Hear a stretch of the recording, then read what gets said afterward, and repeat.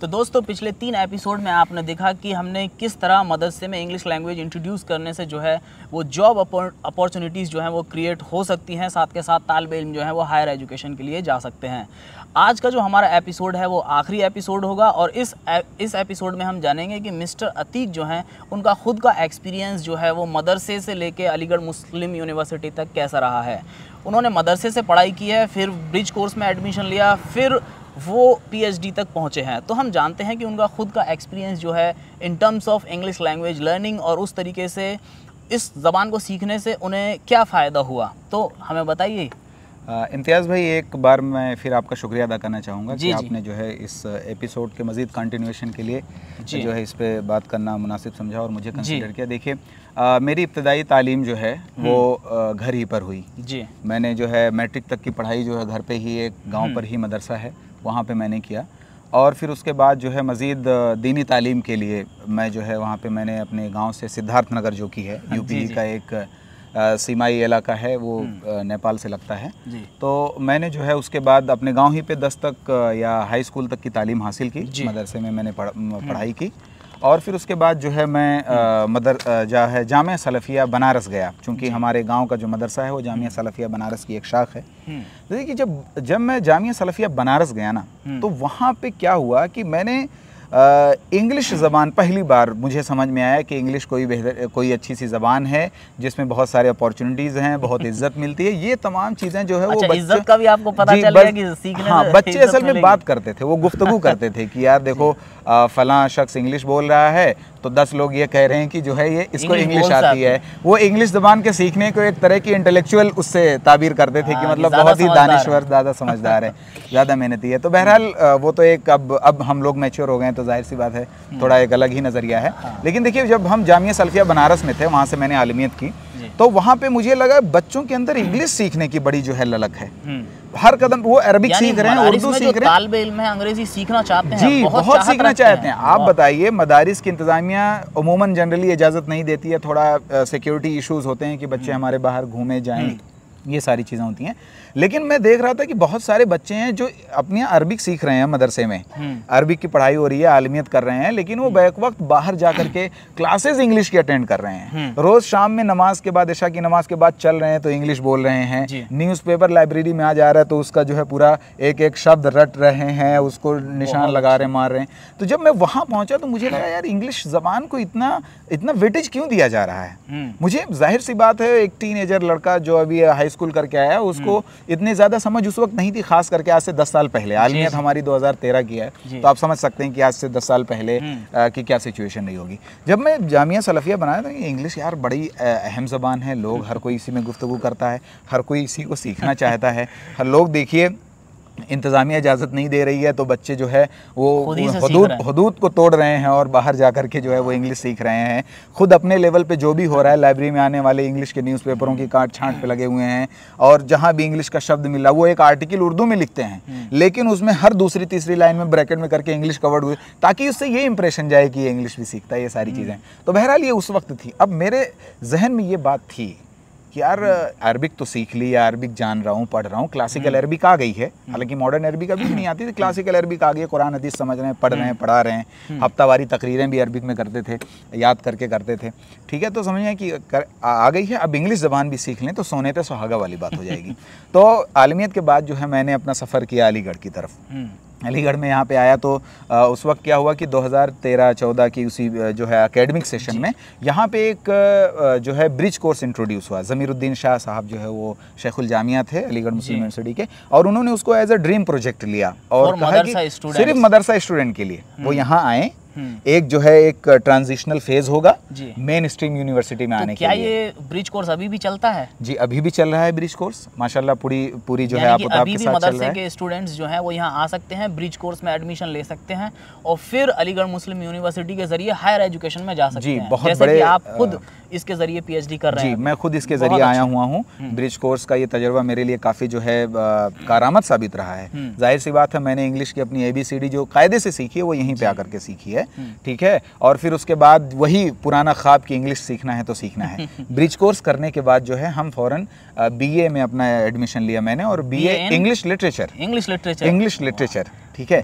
फिर उसके बाद लगा कि ठीक है, हम लिटरेचर समझ रहे हैं, हम शेक्सपियर पढ़ रहे हैं, सब कुछ पढ़ रहे हैं, लेकिन जबान पे जो बोलने वाली महारत वाली बात है ना, कि कमांड आ जाए, बोलने लगूं, गुफ्तगू करने लगूं लोगों से, तो ज़रा सा एक थर्स्ट, एक प्यास ज़रा सी रह गई थी तृष्णा की। तो मैंने ग्रेजुएशन तो इंग्लिश लिटरेचर में कर लिया, बोलना बालना भी थोड़ा बहुत सीख गए थे उस वक्त। और फिर अभी क्या हुआ कि मास्टर्स में लगा कि नहीं, इंग्लिश लैंग्वेज टीचिंग पे ज़रा सी हाथ आजमाई ज़रूरी है। तो मैंने मास्टर्स प्रोग्राम के लिए जो है इंग्लिश लैंग्वेज टीचिंग को जो है वो, हालांकि एडमिशन हमारा English BA English MA English literature में भी था और ELT में था, लेकिन मैं बाई चॉइस जो है मैंने इंग्लिश जो है ELT में करना मुनासिब समझा अपना मास्टर्स। और उसके बाद आप देखिए कि अब मैं PhD कर रहा हूँ इंग्लिश लैंग्वेज टीचिंग से।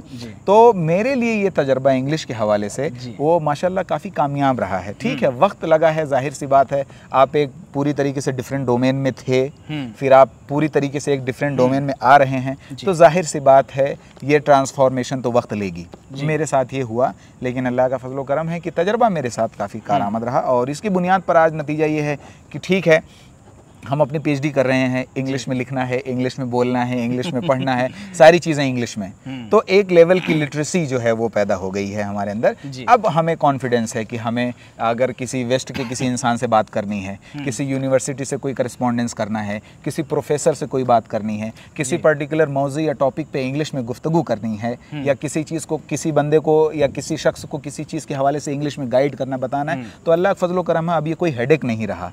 और अब जाहिर से आप जानते हैं कि PhD आखिरी पायदान है जी, ठीक है, डिग्री के हवाले से अगर आप देखें, और हम लोगों ने इतना लंबा सफ़र तय किया यहाँ से आते आते, तो अपने आप में ये एक अचीवमेंट है, कामयाबी है। इंग्लिश ज़बान के सीखने ने जो है हमें बहुत कुछ सिखाया, दुनिया समझाई, दुनिया सिखाया। ठीक है, वहाँ उस वक्त भी थे, लेकिन तजर्बा जो है काफ़ी लिमिटेड था। अच्छा, लेकिन इंग्लिश सीखने के बाद दुनिया अलग ही है। आप यहाँ से अंग्रेज़ी ज़बान को सीख रहे हैं, अभी PhD कर रहे हैं, तो क्या आप चाहेंगे मदारिस में काम करना, वहाँ जाके आप उनकी परेशानियों को अच्छे से बखूबी समझते हैं, क्योंकि आप खुद मदरसे से पढ़े हैं, तो क्या आप इस तमन्ना को अपने दिल में रख सकते हैं कि आप वहाँ जाएं और मदारिस के बच्चों को जो है वो अंग्रेज़ी ज़बान सिखाएं? जी बिल्कुल, देखिए जाहिर सी बात है, मदारिस ने हमें बहुत कुछ दिया है, ख़ास करके मुझे तो बहुत कुछ दिया है। ज़िंदगी जीने का सलीका सिखाया, अखलाकियात सिखाया, बहुत कुछ सिखाया, बहुत एहसान है मदारिस का, मदरसे का। मेरी ज़िंदगी में अगर देखे जाए उसकी उसका जो है आप भी अभी भी नक्श जो है वो छपा हुआ है, शख्सियत से वाज़े होता है, पर्सनालिटी से झलकता है कि भाई हाँ, एक जो है इनके ऊपर एक असर है मदरसे से बिलोंग करने का। तो जाहिर सी बात है हम उसको वापस करने की कोशिश करेंगे किसी भी शक्ल में अगर मुमकिन हो। और देखिए, हम मदरसे के साथ काम करना चाहते हैं, मदरसे के बच्चों के साथ काम करना चाहते हैं। हमने जो है ब्रिज कोर्स के बच्चे जो मदरसे मुख्तलिफ मदारिस से आए, उस पर मैंने परेशानियों को गहरे से समझते हैं, तो मेरा ख्याल है आप अच्छा परफॉर्म कर पाएंगे और उन्हें अच्छे से सिखा भी पाएंगे। जी बिल्कुल, देखिए जैसे मैं हूँ, मैंने बचपन में मदरसे में इल्म हासिल किया है, लेकिन मैं उस तरीके से, आपके तरीके से, जैसे आप जामिया सलफिया में पढ़े हैं, तो इस तरह के मदरसे में मैंने जो है एजुकेशन नहीं ली है, तो उनकी प्रॉब्लम को मैं नहीं समझ पाऊँगा, आप उसे बेहतर समझ पाएंगे। तो मैं जाऊँगा, तो देखिए उनका जो ज़बान सीखने का तरीका है, क्योंकि वो अरबी ज़बान जानते हैं, मैं अरबी ज़बान नहीं जानता, वो उर्दू ज़बान जानते हैं, मैं उर्दू ज़बान नहीं जानता, तो मेरे सिखाने का तरीका जो है वो हिंदी के ज़रिए इंग्लिश सिखाऊंगा, लेकिन आप जो हैं वही ज़बान के ज़रिए सिखाएंगे जो कि ज़बान वहाँ पढ़ाई जाती हैं, जैसे अरबी है, फ़ारसी है या उर्दू है। जी, फिर देखिए मदरसों के साथ अगर मेरे काम करने का, जैसा कि आपने जिक्र किया, तो जाहिर सी बात है हम इंशाल्लाह अगर मुस्तकबिल में कोई मौका ऐसा मिलता है तो हम उसको गंवाना नहीं चाहेंगे। देखिए हम ऑलरेडी इस डायरेक्शन में काम कर रहे हैं, लेकिन अब जाहिर सी बात है उनका कंसेंट ज़रूरी है एक बड़े पैमाने पे काम करने के लिए। ब्रिज कोर्स के मदरसों को मैंने, ब्रिज कोर्स के बच्चों को मैंने इकट्ठा किया, मुख्तलिफ 11-12 मदारिस के मुख्तलिफ मदारिस के बच्चे वहाँ इकट्ठा हैं, एक प्लेटफॉर्म पे हैं। मैंने उस पर एक आर्टिकल लिखने की कोशिश की कि इंग्लिश की ज़रूरियात क्या हैं, क्यों ज़रूरी है, मदरसे में कैसा पढ़ाया जाता था। वो आर्टिकल मैंने आपको हाँ जी, वो जो मैंने वो आर्टिकल जो है उस पर लिखा और उस पर आर्टिकल मैंने बनाया, उसका सर्वे किया। और देखिए मेरी PhD का जो टॉपिक है, हालांकि ये ज़रा सा प्राइवेट मसला होता है, लेकिन मैं थीम से अपने नाजरीन को बताना चाहूँगा कि मेरी जो PhD का थीम है वो अभी भी एक मकतब जो बेसिक, हाँ मदारिस ही में जो बेसिक एलिमेंट्री एजुकेशन का जो पोर्शन है उसे हम मकतब कहते हैं, कि 1 से 5 तक जो प्राइमरी जिसको आप कह रहे हैं। तो मैं मकतब पे और प्राइमरी एजुकेशन में इंग्लिश की सूरत हाल पे काम कर रहा हूँ, तो जाहिर सी बात है ये भी उसी डायरेक्शन में, ये उस इंटरेस्ट को शो करता है कि यू आर स्टिल कंसर्न्ड जिस जो आप मिस कर रहे थे मदारिस के बच्चों के लिए, कि इंग्लिश में फंक्शनल लिटरेसी के हवाले से मैं वहाँ पे गुफ्तगू करूँगा, उस पर मेरी रिसर्च होगी। और मैंने अपने ज़िले को जो है सेंटर पे रखा है ताकि एक सर्वे करा करके जो है उस पर बात देखिए कहाँ पे प्रॉब्लम है, कैसे है, करेस्पॉन्डेंस कैसे हो सकता है, जो हुकूमतें हैं उनके साथ किस तरीके से बात बन सकती है। तो एक तरह का सजेशन और रिकमेंडेशन इंशाल्लाह हमारी रिसर्च जो है तमाम मसाइल का अहाता करते हुए यहाँ तक पहुँचेगी कि जो है इस पर क्या। अच्छा, एक काम अब हम आखिरी अपने इस एपिसोड में कर सकते हैं कि आप अंग्रेज़ी ज़बान जानते हैं और मानिए कि आप जो है मदारिस में पढ़ा रहे हैं और आप एक उस्ताद हैं और मैं आपका जो है वो स्टूडेंट हूँ। अब ये चीज़ जो है ना वो मैं चाहता हूँ कि थोड़ा इंग्लिश में हो जाए। कंसीडर मतलब आप मुझे कंसीडर करिए कि मैं थोड़ा बहुत अंग्रेज़ी ज़बान जानता हूँ, ठीक है, और आप जो हैं वो मेरे उस्ताद हैं और आप मुझे अंग्रेज़ी ज़बान पढ़ा रहे हैं। तो आप किस तरीके से पढ़ाएंगे? तो आप ऐसा समझें कि मैं जो है वो 10वीं क्लास का तालिबे इल्म हूँ, तो आप मुझे पढ़ाना शुरू करिए। जी ठीक है। देखिए सबसे पहले तो जाहिर सी बात है बहैसियत उस्ताद और बहैसियत टीचर कोई एक टॉपिक थोड़ा सा बस 2 मिनट के लिए पढ़ा दीजिए। तो टॉपिक देखिए वो इंटरेस्ट के लिहाज से होगा ना। आप ऐसे जो है हम किस टॉपिक पे, फॉर एग्जांपल चलिए कि मैं आपको, चलिए आप मदरसे में है ना, मदरसे के स्टूडेंट अपने आप को मान रहे हैं और मुझे मदरसे का एक ऐसा टीचर माने जो इंग्लिश में अच्छा है। चलिए ऐसा करता हूँ, मैं एक सवाल पूछ लेता हूँ, फिर आप उसका जवाब जो है मुझे दीजिएगा, ठीक है। तो मैं सवाल ये करता हूँ कि सर मैं डिक्शनरी पढ़ता हूँ तो उसमें जो है मुझे पढ़ते हुए इंटरेस्ट नहीं आता, तो मैं नए लफ्ज़ों को किस तरह जो है वो सही से सीखूँ?